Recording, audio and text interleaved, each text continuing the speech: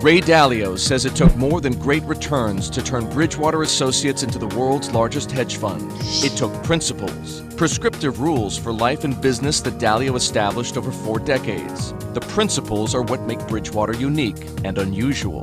Now, Dalio has published them in a book along with his life story. I sat down with Ray Dalio at Bridgewater's campus in Westport, Connecticut.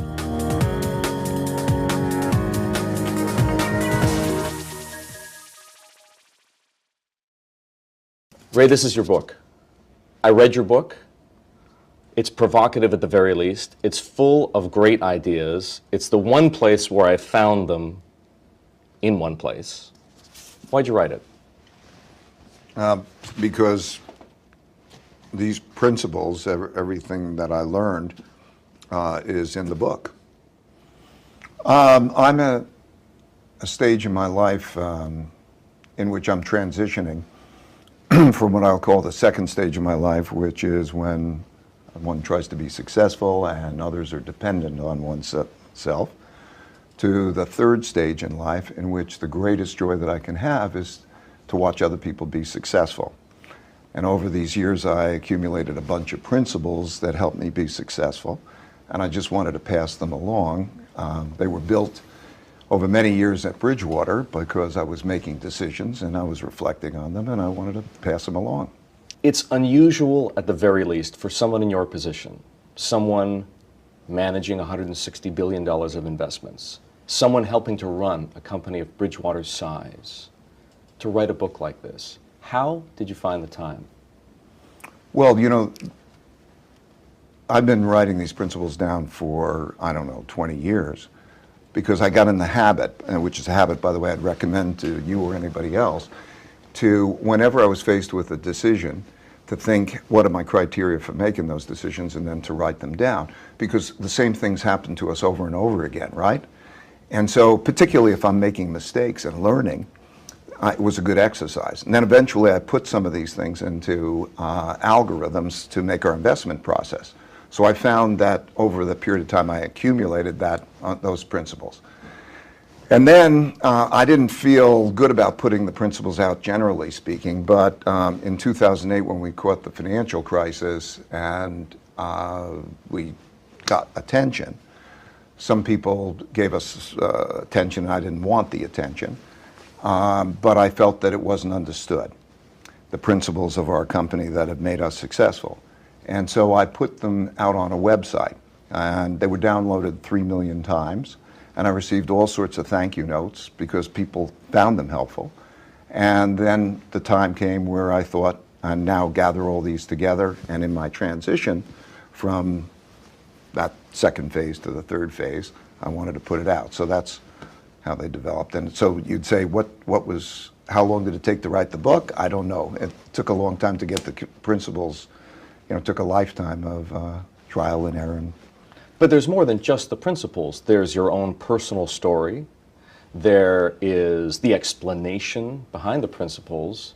The thing about it that I was reluctant to write that personal part, because I don't want people to pay attention to me or somebody's story. They make it too, okay, this is Ray Dalio's story. I like people to look through those principles, through me, to the principles, and say that the principles themselves make sense. So if in fact that's what happens, people read your story, find it interesting, but look through it ultimately to your life principles and your work principles, what do you hope to accomplish?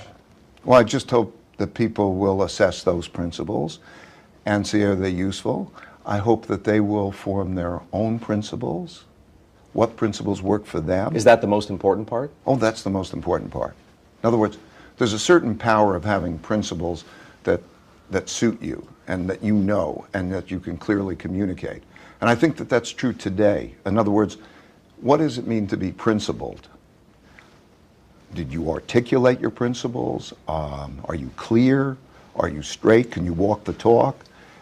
Today in our society, I hope that it will encourage people to be more principled. So I'm encouraging other people to put out their principles. I won't give you the names, but I spoke to a number of other people, and I want them to put out their principles. Because I think, when I look back, wouldn't I have liked to know what Albert Einstein's principles were, or or Steve Jobs, what were the recipes that led to their successes? What were they going after?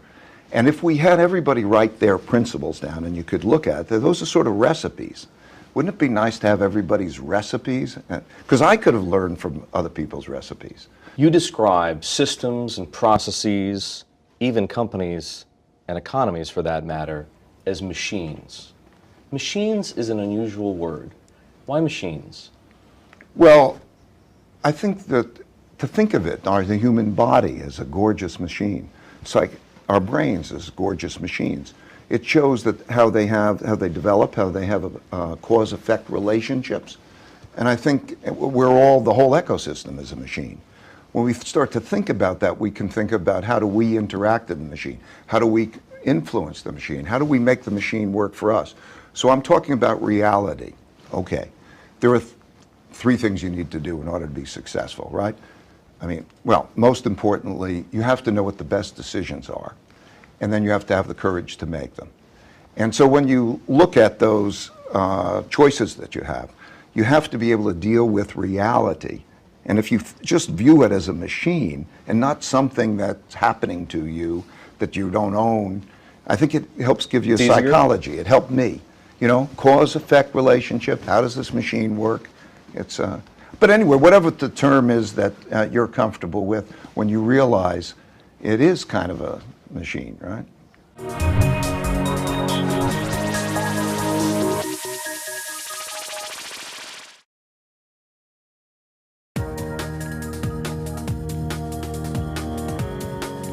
Bridgewater Associates was a consulting firm when Ray Dalio founded it in his two-bedroom New York City apartment.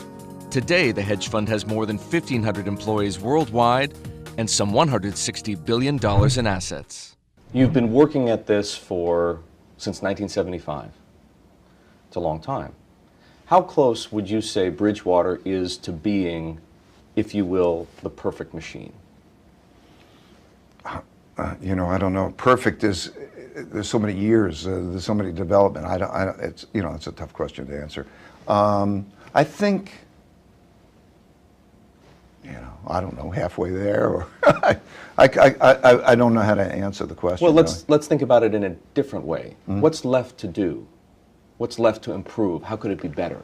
It's like DNA. You know, we individually, our responsibilities, we're vessels for our DNA, but the DNA continues. So when I think of Bridgewater, I think that it's as much the next generation and the next generation after that, and its cause-effect relationships.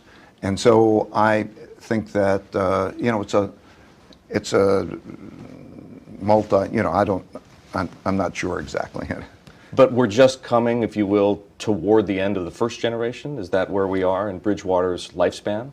Yeah, we're at the end of the first generation, and that's the beauty of it. That's the transition. What I mean is, for me to have watched the development of the people that I'm working with. Bob Prince, 31 years, Greg Jensen, 21 years, hundreds of people. And I feel like a parent of a 40-year-old. And to watch that transition is a beautiful thing. To watch them succeed is such a beautiful thing. So yes, it's the transition from one generation to the second generation, and to see it as a perpetual motion machine. It's nice to hear someone in your position talk about his company and his employees as if they were part of a family.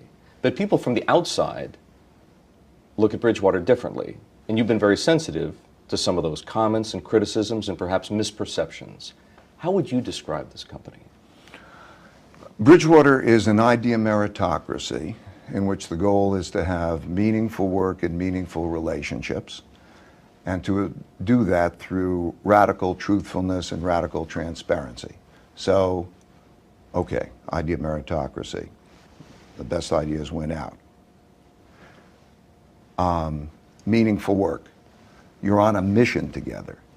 You have impact. Meaningful relationships. In other words, like an extended family. That power of being in it together and realizing that the reward of the relationship is just as great as the reward of the success of the business. But to do that by having radical truthfulness. In other words, that you can say what you believe and I can say what I believe, and that we can have processes in place to have thoughtful disagreement, to get past our disagreements. And that radical transparency is the ability for people to see everything so that they don't have secondhand or third-hand stories. I mean, to me, when I look at a company, most companies, it looks disingenuous. And well, all the stuff that goes on behind the scenes, you know, people don't say what they really think. There's all of the office politics. They don't know what the real story is because there's so much spin.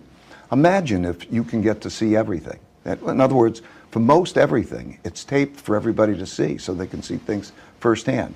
To know that people can't talk behind your backs without you hearing it so that it's operated on a first-hand basis. I mean, I think that's what Bridgewater is. It's an idea meritocracy. So in order to have an idea meritocracy, you have to do three things. The first is you have to put your honest thoughts on the table. Most organizations, people are reluctant to be honest. Okay, you have to put your honest thoughts on the table and not be offended if people do. The second is that you have to have thoughtful disagreement. In other words, you respect the fact that somebody has disagreement and that you are curious about that and you have a quality back and forth so that you can ideally come up with a better decision than you would individually because you're open-minded. Not that disagreement is a source of fighting, but disagreement is a source of coming together. And then the third thing is that you have to be able to get past disagreements in an idea meritocratic way if they remain, because they're still going to remain. And in order to do that, you have to have some kind of process. We have believability-weighted decision-making.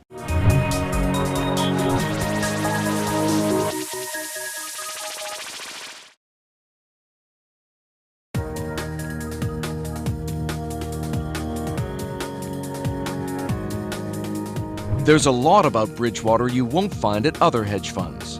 Ray Dalio designed it to be an idea meritocracy and says the key is a process he calls believability-weighted decision-making.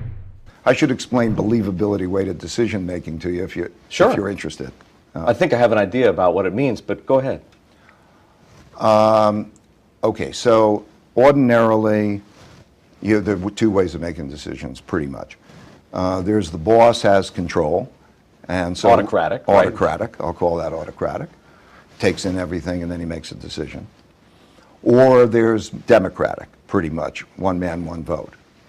But really, the best decision making is believability-weighted decision making. And if you think about it first conceptually, you would say, if you're going to make a decision of what you have a medical condition, and how are you going to get that? You're going to think, who are the best doctors? Consult the experts, right? Consult the experts, but this one knows more and that one knows less, and how do you do it? And then you have this triangulation, and then you make that. That's kind of the idea of believability decision making. We have ways of assigning believability that we all agree are fair, that we each assess each other, and we get certain amount of believability points. So now imagine that you had believability, your believability on a subject matter. Maybe it's investing, maybe it's accounting, whatever the subject is, that you have a certain amount of believability weighted points and you're together. Well, those believability weighted points, when you say, okay, what should I make as a decision? Now I'm responsible for something, but I ask everybody else, and I take a believability weighted vote. I can have a believability weighted vote. When I have that believability-weighted vote, I really do believe that it's going to be a better decision than I would individually make. That's believability-weighted decision-making. And it's fantastic when you have independent thinkers. In order to be successful in the markets or as an entrepreneur, one has to be an independent thinker that makes decisions better than the consensus decisions. It's fair. In the markets, the consensus is built into the price. It's beta. Yeah. So now you have to bet against the consensus to make money. Therefore, you have to be an independent thinker. The best dynamic is to have a bunch of independent thinkers. Now you've got a bunch of independent thinkers. How are they going to have thoughtful disagreement and get past those disagreements? How we have done that is the key to our success, and it's outlined in the book. Even management gurus who would applaud many of the principles and many of the practices that you advocate and that you explain articulately would also say that the whole construct is kind of utopian, if you will. Has it felt to you in the process of building Bridgewater and all of these things that make it what it is, has it felt anything like a social experiment, or has it felt different? It's eminently practical, right? If it's otherwise, the results show it, right? It's the reason for the success that I've had or the Bridgewater's had, right? I mean, we got 40 years of looking at this thing. So this is not utopian, this is realistic, right? But I would like, that's why I wrote the book. People can read the bits and pieces. You read them one by one, and you could say, does that piece make sense? Isn't it sensible to have an idea meritocracy where the best ideas win out? Okay, now, what are the rules of the game to achieve that? That's what it's Isn't all that about. better? Well, if you want to get to the idea of meritocracy, you've got to have a way of getting there. Right. If you want to get to the best answer, it's not going to be in your head.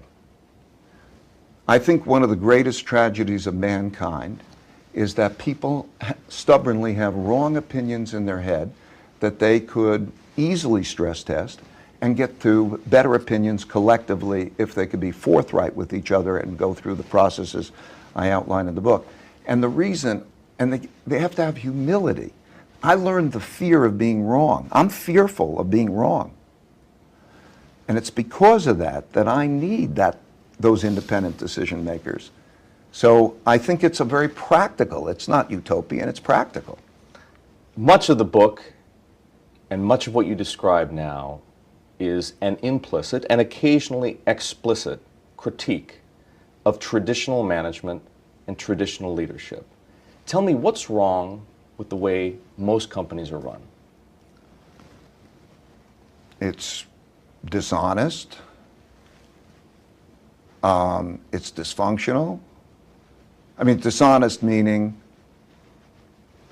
you don't know what that guy's really thinking. It all goes on behind the doors.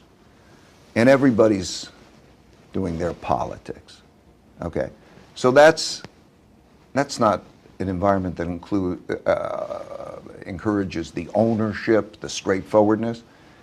Dysfunctional, when people don't know what other people are really thinking. It seems to me like what is crazy and what's normal, right? Is it crazy to be radically truthful and radically transparent with each other, to say what you mean, to work it through, and to know that there's none of that games playing? Isn't it more efficient? And isn't it more straightforward? Why? It's a psychological barrier. Most people have a psychological barrier. Psychologists and neuroscientists tell me that it's because of how the brain is wired. That there's a part of our brain called the amygdala. Mm-hmm. And when we have a disagreement, there's an inclination to think that that's a fight rather than a curiosity. Okay? And so that tends to cause it. And it's also how we're raised. You know, from a very early age, the whole idea of being right is so rewarded, whereas learning from mistakes doesn't have its place, right? So a kid studies, you're smart, you take the examination, and okay, you do badly, but life's not like that. Life is mostly a matter of making your mistakes and knowing how to evolve past those mistakes and learn. So when I look at a traditional company, it doesn't value that learning process, that mistake base, talking about what people are really like. Nobody talks about what people are really like. Why not? Good question. Why not? Is it because human nature explains the why not? The amygdala? I think it's a combination of, psychologists tell me, that it's a combination of some amount of programming, the amygdala, and some amount of environmental, the education system, how we're growing The up. society we live in. Right. We know subliminally that the greatest people are the people who make mistakes, learn from them, and grow and evolve, right? And I've had the opportunity to get to know the most remarkable, successful people in the world. And they have all gone through the mistake making and the learning from that. It's the learning that comes from mistakes that makes people more successful than knowing the right answers. And yet we have those kinds of barriers. So the key to our success has been, I don't mean to lecture, but I do mean to pass along what has been the keys of our success.